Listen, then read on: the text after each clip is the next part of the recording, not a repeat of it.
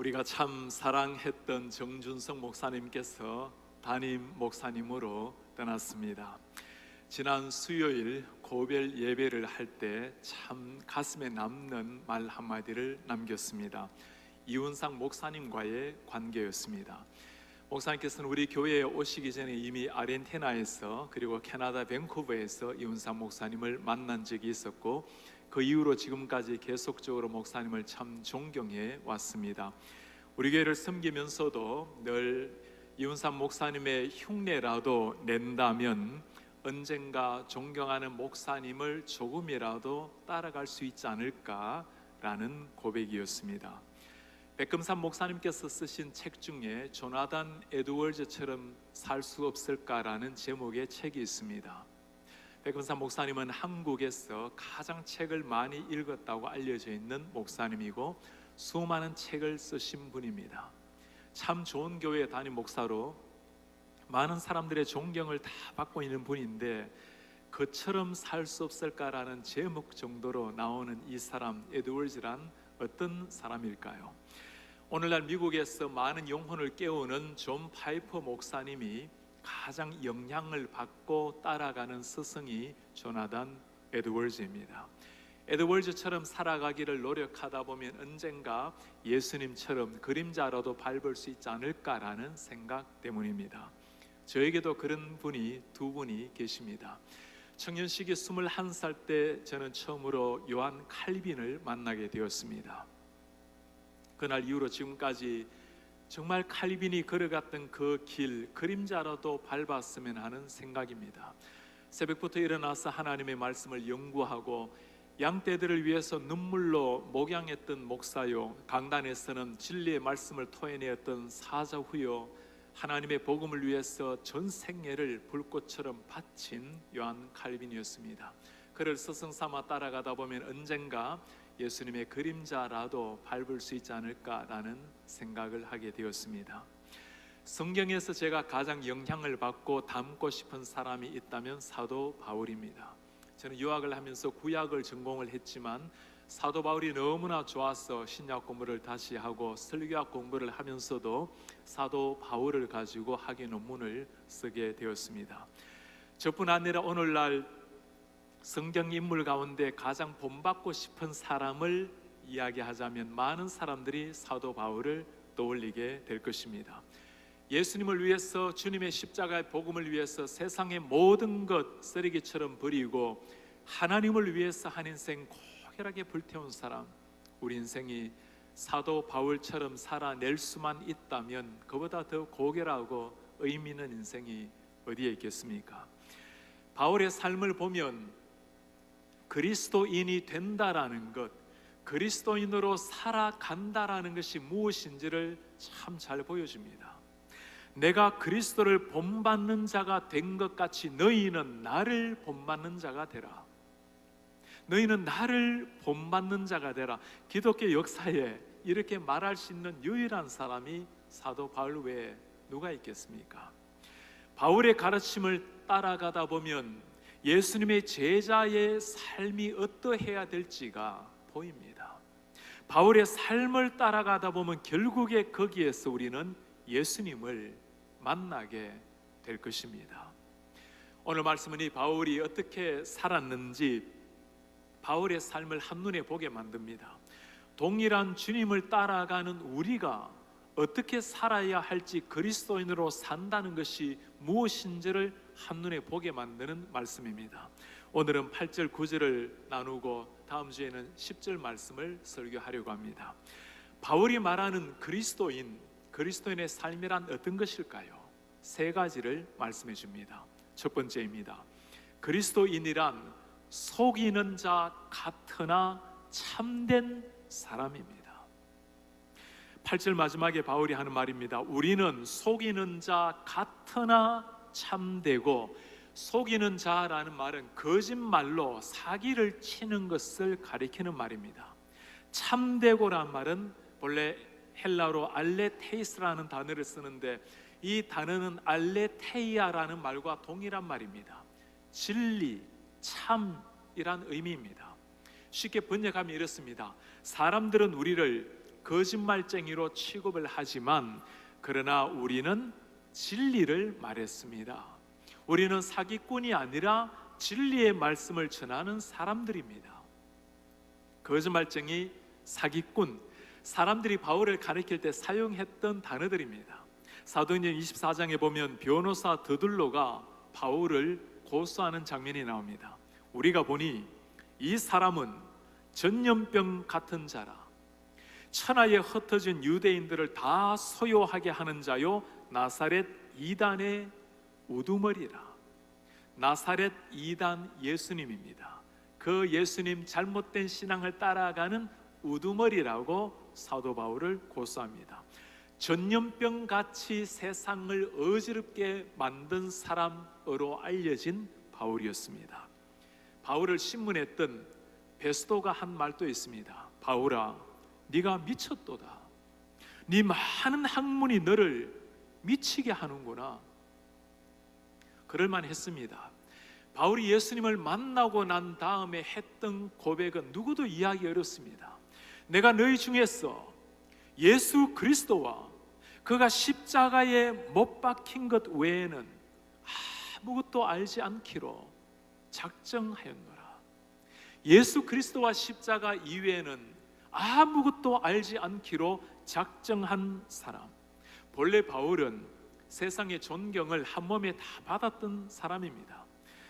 유대인들을 소동하게 했던 사람이 아니라 유대인들의 존경을 한 몸에 받았던 흠모의 대상이었습니다. 바리새인이었습니다. 성경에 정통했던 사람, 율법 앞에 흠이 하나 없었던 사람, 모든 사람들이 우러러 보았던 로마 시민권을 태어나면서부터 가졌던 사람, 권력과 부와 명예 모든 것을 다 누렸던 사람 바울이었습니다. 이런 바울에게 혁명이 일어났어요. 참된 진리를 만난 겁니다. 참된 진리의 예수님을 만난 겁니다. 바울도 사람들이 자신을 어떻게 생각하는지 잘 아는 사람입니다. 그는 미친 것이 아니었습니다. 아니, 사람들의 눈에 보면 바울은 분명히 미친 사람임에 틀림이 없었습니다. 우리가 만일 미쳤어도 하나님을 위한 것이요 정신이 온전하여도 너희를 위한 것이니 그리스도의 사랑이 우리를 강권하시는도다. 미쳐도 하나님의 영광을 위하여, 정신이 온전해도 하나님이 사랑하신 양떼들을 위하여, 오직 하나님의 영광을 위하여 살아갔던 바울. 세상이 우리 신앙인들을 어떻게 생각할까요? 믿지 않은 사람들에게는 내가 그리스도인입니다 라고 말할 때 그 사람들은 우리를 어떤 사람으로 받아들일까요? 도덕적으로 좀 윤리적으로 살려고 하는 사람, 증명하지도 못하는 신화를 믿는 사람, 새빨간 거짓말 같은 예수님을 따라가는 사람, 다양한 생각들이 있을 것입니다. 제가 교회를 다니기 전에 제 눈에 비친 그리스도인의 모습을 생각해 보았습니다. 조금 더 착하게 살려고 하는 사람들, 뭔가 우리와는 다른 세계를 추구하고 있는 사람들, 사람들이 오늘날 그리스도인을 어떻게 생각할까 묵상해 보다가 참 제 마음이 슬퍼졌습니다. 오늘날 사람들에게 우리 그리스도인이 어떤지를 묻는다면 어쩌면 아무런 믿지 않은 자들이나 그리스도인이나 다를 바가 없는 사람으로 여길 것 같습니다. 최근에 우리 교회 한 성도님이 참 어려운 일을 당했습니다. 함께 일하는 분에게 사기를 당한 겁니다. 이 성도님 교회의 첫 번째 발을 디디신 분입니다. 초신자분입니다. 이제 예수님을 배워야 할 그런 분이시고, 사기를 친 사람은 다른 교회에 오랫동안 신앙생활을 했던 신앙이 좋다고 알려진 사람이었습니다. 이 사정을 제가 간접적으로 듣게 되었을 때 정말 주님 앞에 간절하게 기도했습니다. 하나님, 제발 이 성도님이 시험에 빠지지 않도록 이 성도님과 가족을 지켜주십시오. 제가 정말 정중하게 사과를 드리고 용서를 대신 구하고 싶은 마음입니다. 바울이 외치고 있습니다. 우리는 속이는 자 같으나 진리를 말하는 사람입니다. 바울의 외치는 복음은 거짓이 아니라 영혼을 살리는 진리의 말씀이었습니다. 우리가 전하는 복음 똑같은 복음입니다. 사람들을 살려내고 하나님 앞에서 정직하고 올바른 진정한 가치 있는 삶을 살게 만드는 그 복음, 그 예수님을 전하는 참된 말을 하는 사람이 우리 그리스도인들입니다. 예수님의 십자가의 피로 말미암아 정말 구원을 받았다면 구원받은 사람다움이라는 것이 있어야 됩니다. 예수님이 나의 주인이 되었다면 그 주인을 따라가는 사람다움의 향기가 있어야 되는 겁니다. 예수님을 만난 사람이라면 예수님께서 지금 나를 지켜보고 계신다라는, 그분이 나와 동행하시게 내 곁에 나를 보신다라는 것을 늘 생각하면서 사셔야 됩니다. 우리가 정말 따르는 주님이 참된 진리라면 우리의 삶으로서 그 진리의 가르침을 증명을 해내야 됩니다. 우리가 입으로 전하는 것이 사람의 귓전을 울린다면 우리의 삶으로 살아내는 예수 그리스도는 그들의 가슴에 새겨지게 될 것입니다. 두 번째입니다. 그리스도인은 무명한 자 같으나 유명한 자입니다. 그리스도인이란 아무도 알아주지 않습니다. 세상에 그리스도인들이란 이름 무시당하고 조롱당하는 이름입니다. 그러나 실제로 무명한 자 같으나 유명한 자, 알려진 바 된 사람이라는 의미입니다. 대상자가 중요합니다. 우리는 세상에서는 아무 이름 없는 무명한 자로 모든 사람들의 눈에 대상이 되지 않지만 하나님 앞에 알려진 유명한 자라는 의미입니다. 세상은 우리를 알아주지도 않을 뿐더러 오해도 합니다. 그러나 우리를 알아주는 사람, 우리가 알려진 바 된 분이 있습니다. 그분이 하나님이십니다. 누구나 자신이 알려지기를 원하고 인정을 받기를 원합니다. 그 인정을 위해서 사람들은 끊임없이 달려가고 추구를 합니다. 물질도 학문도 세상의 어느 정도의 인정도 우리를 만족시키지 못한다라는 거 우리 다 알고 있어요. 그러나 그저 그 인정을 향해서 목말라 하고 달려가는 것이 인생입니다. 죽은 시인의 사회라는 영화를 여러분 기억하십니까? 키링 선생님 역을 맡았던 수많은 젊은이들의 영웅의 대상이 된 사람이 있습니다. 로빈 윌리엄스 배우입니다. 아카데미상, 골든글로브상, 그래미상 수도 없는 상을 휩쓸었던 사람입니다. 참으로 안타깝게도 1년 조금 전에 그분은 자살로서 자신의 인생을 마감했습니다. 20대부터 수많은 상을 다 받았던 사람, 세인의 존경과 물질과 모든 것을 다 누렸던 사람, 3번이나 결혼을 하면서도 거기에서 진정한 삶의 만족을 찾을 수는 없었습니다. 오늘 바울은 전혀 다른 인정을 말씀해 주고 있어요. 세상에 그 누가 나를 알아주지 않는다 하더라도 위에서 나를 지켜보시는 그 분의 인정을 이야기하고 있습니다. 모든 게 다 사라진다 하더라도 그분이 나를 알고 그분이 나를 인정한다면 거기에 진정한 가치 있는 인생, 만족이 있다는 것을 이야기하는 겁니다. 사실 바울의 삶이 그랬습니다. 예수님을 만나기 전까지 바울은 세상에 알려진 세상적으로 유명했던 사람이었습니다. 그 바울이 예수님을 만났을 때 그의 눈에 혁명이 일어났습니다.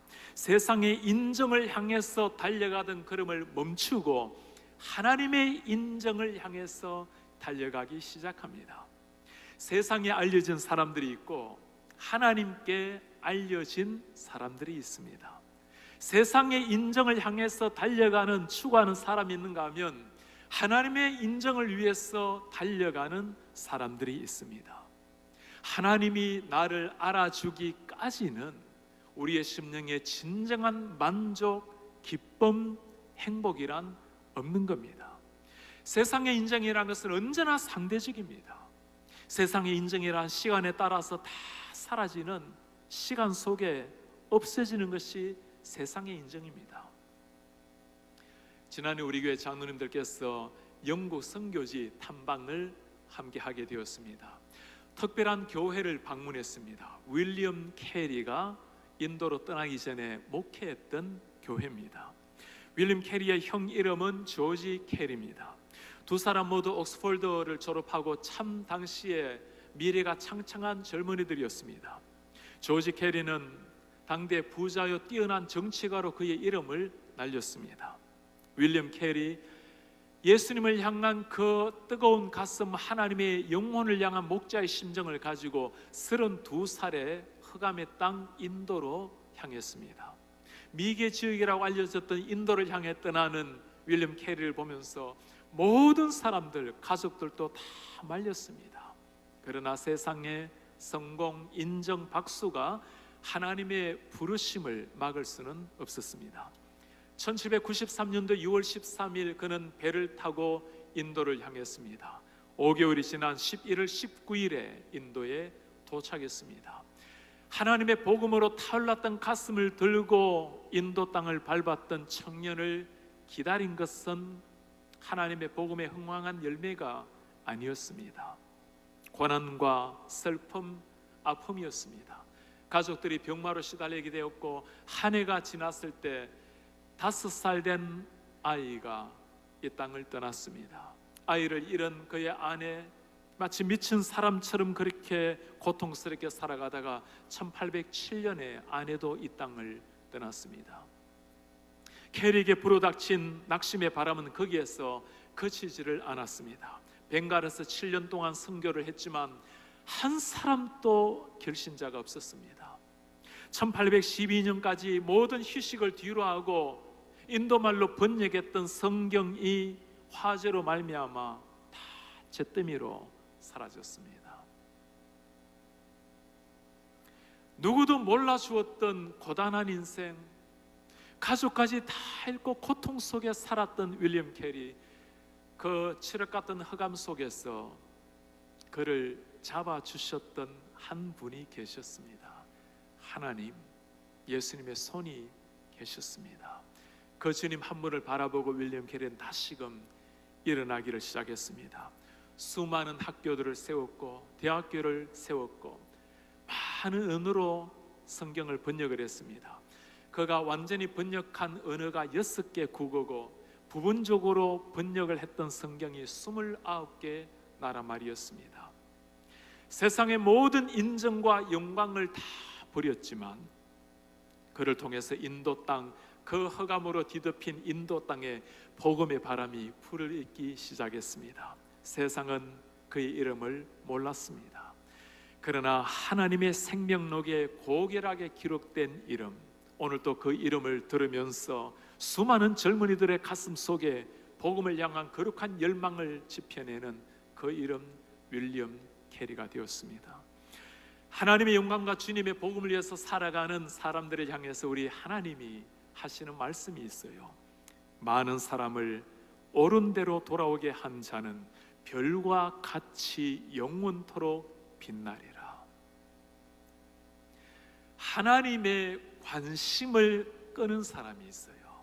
하나님 마음속에 참 행복을 주는 사람, 하나님께서 우리를 지켜보시면서 너무나 대견해하는, 하나님의 마음을 너무나 유쾌하게 만드는 이런 사람들이 있어요. 하나님의 마음을 가지고 주님이 관심이 있으시는 그 잃어버린 영혼 한 사람 한 사람을 향해서 나아가는 사람, 주님의 시선이 머무는 사람, 하나님께 알려진 사람입니다. 오늘은 미주 한인 이민 역사 113주년을 기념하는 미주 한인의 날을 기념하는 예배일입니다. 2005년도에 미국의 상하원 연방의회에서 1월 13일을 미주 한인의 날로 제정을 했습니다. 1903년 1월 13일에 102명의 우리 한인들이 하와이에 정착한 것이 이민 역사의 시작이었습니다. 그 날을 기념하고 한인들이 미국 사회에 끼친 좋은 영향력을 기념하는 마음으로 미주 한인의 날을 정했습니다. 당시에 이주했던 많은 한인들 102명의 사람들은 대부분 미국 선교사님들이 주선해서 배를 탔기 때문에 거기다가 그리스도인들이었습니다. 아무도 이름을 몰라주었던 102명의 무명의 사람들, 하루 10시간 이상 중노동을 하면서도 그리운 고국을 위해서 늘 눈물 지었지만 그들은 돈을 아끼고 물질을 모아서 먼저 세운 것이 교회였습니다. 누구도 그들의 이름을 기억하지 못하지만 그들이 뿌린 눈물의 씨앗, 그들이 꿇었던 수많은 무렵의 날들, 그로 말미암아 하나님의 교회가 세워지고 그들의 눈물의 기도로 말미암아 오늘 미국 전역에 4,300개가 되는 한인 교회가 세워져 있습니다. 우리 KCBC도 그들의 눈물과 땀의 씨앗으로 말미암아 하나님의 말씀의 터로 오늘까지 세워져 있습니다. 아무도 이름 기억해 주지 못했던 이름, 세상에서 무명한 사람이었지만 하나님 눈앞에 알려져 있었던 유명한 사람들이었습니다. 세상에 무명하나 하나님 앞에 유명한 사람. 목회자인 저에게 이 말은 참 두렵게 다가오는 말입니다. 보잘것없는 제가 한국에서 조금 이름이 알려지기 시작했을 때였습니다. 제 친구가 한 번은 전화를 했어요. 땅 위에서 너의 이름이 알려지는 것을 두려워해야 된다네. 하나님을 만났을 때, 우리가 언젠가 주님 앞에 서게 되었을 때, 그때 하나님이 어떻게 말씀하시는지가 중요하다네.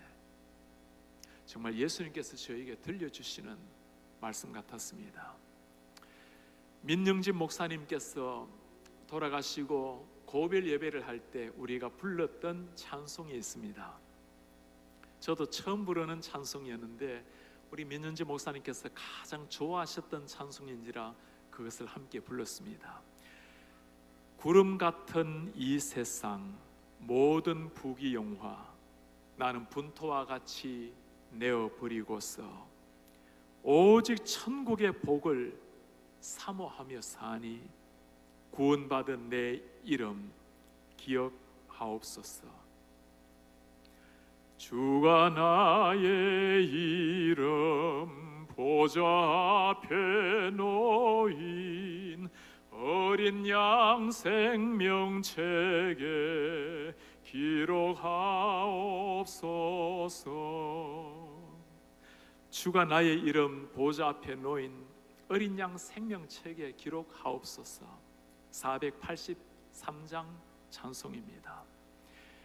주님이 알아주신다면 다 된 겁니다.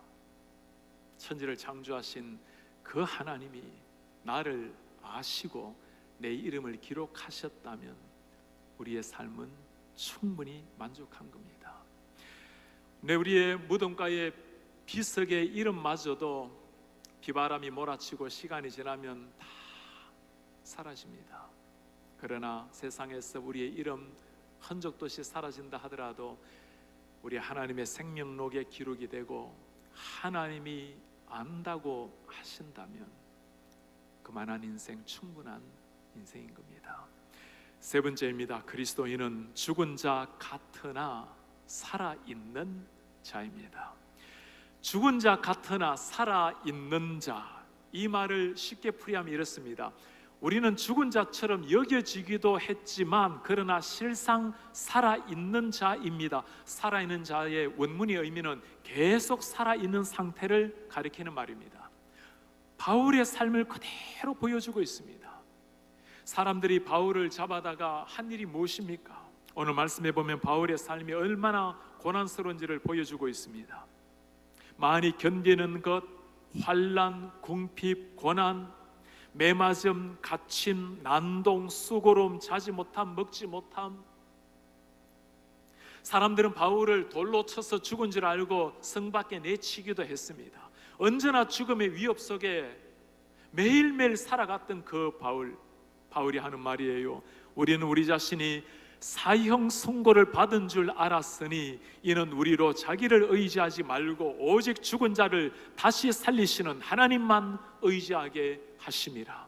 사형 선고를 받은 사람처럼 매일 죽음의 위협 앞에 살아갔던 사람, 그러나 우리를 다시금 살리시는 하나님으로 말미암아 다시금 일어났던 사람, 그가 바울이었습니다.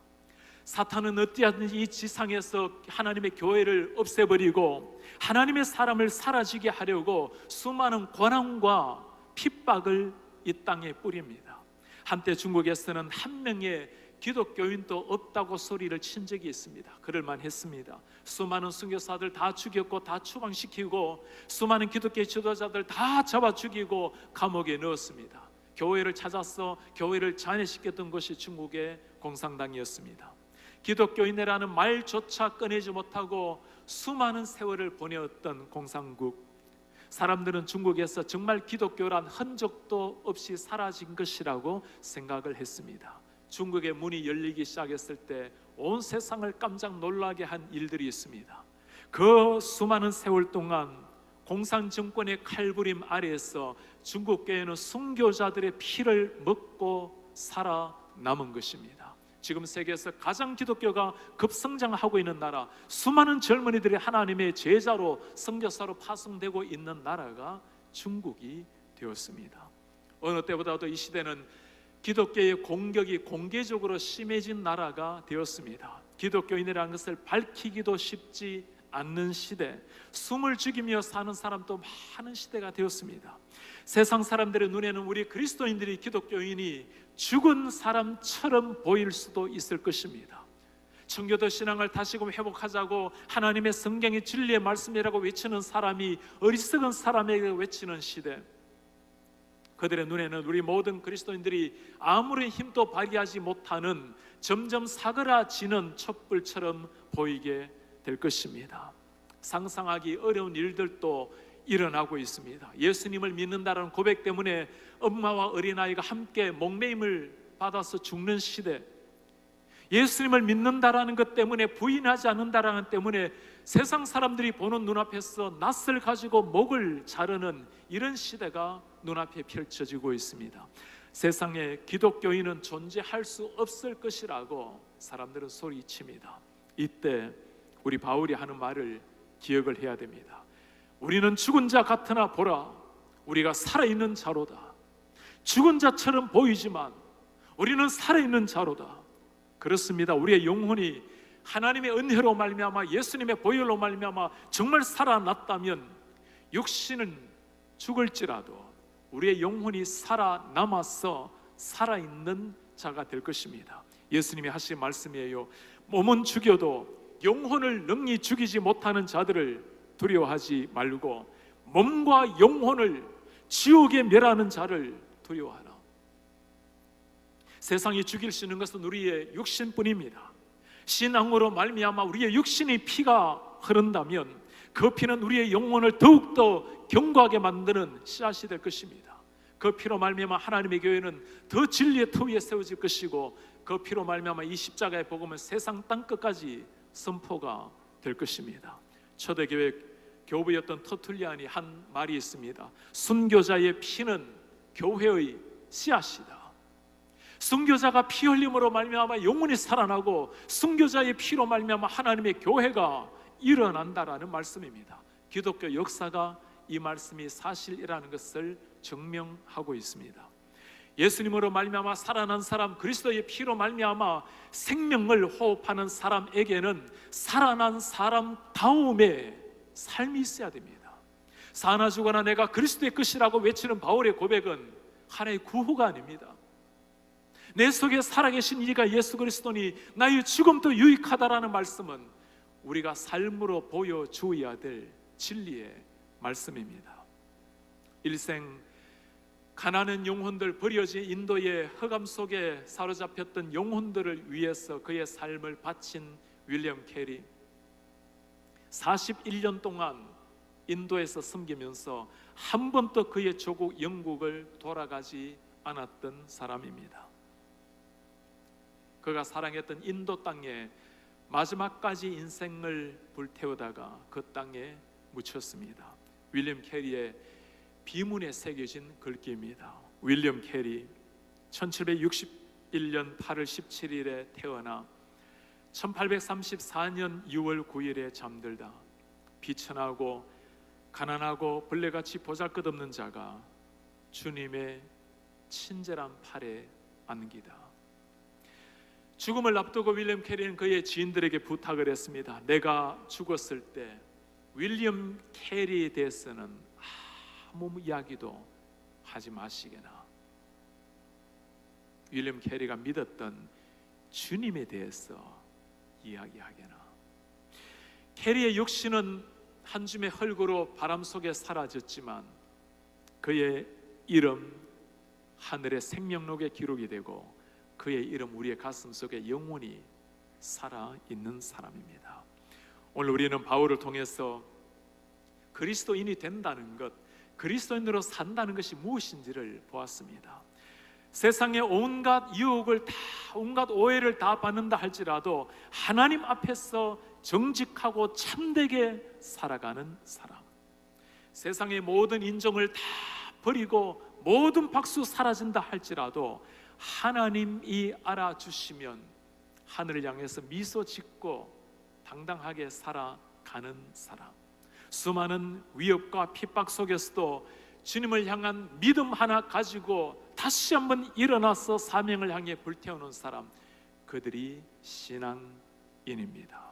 이렇게 살아가는 사람이 그리스도인입니다. 우리 바울 하나님 앞에 그렇게 살아갔습니다. 많은 우리의 신앙의 선배들 그렇게 살아갔습니다. 동일한 주님을 믿는 우리가 이제 그렇게 살아가야 할 때입니다. 기도하겠습니다. 존귀하신 우리 하나님 아버지, 단 한 번 사는 땅 위의 인생에 우리를 구원하신 주님으로 말미암아, 우리를 위해 피 흘리신 예수님으로 말미암아 살아난 영혼이 사나 죽으나 그리스도의 것이오니 오직 주님의 복음과 영광을 위하여 달려가는 하나님의 사람들이 되게 하옵소서. 세상의 모든 인정이 사라지고 박수소리 끊어진다 할지라도 하나님이 우리를 알아주신다면, 우리의 이름이 하나님 앞에 알려진 바 되었다면 하늘을 향해서 미소 짓고 당당하게 살아가는 하나님의 백성들이 되게 하옵소서. 지상에서 겪는 수많은 위협들, 수많은 죽음의 고비 앞에서도 손잡으시는 하나님으로 말미암아 다시 한번 일어나서 사명을 이루는 하나님의 백성들이 되게 하옵소서. 예수 그리스도의 이름으로 기도하옵나이다. 아멘.